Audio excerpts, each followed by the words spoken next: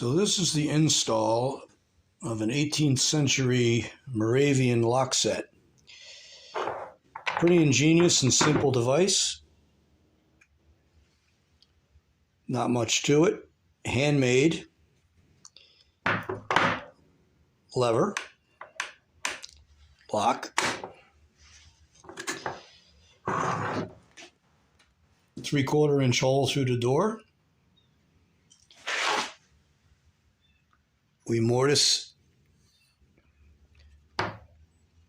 so the lock set fits in nicely. Right in there. And this is the inside of the door. The outside of the door gets this lever, which comes up through that hole.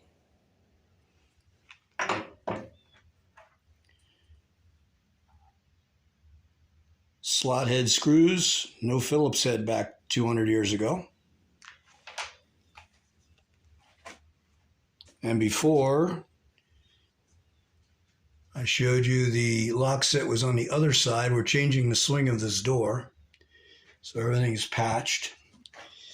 We had a patch sections over here where the old hinges were to put the new hinges on. These are also handmade hinges from the late 1700s. And the door itself is handmade, mortised and tenoned.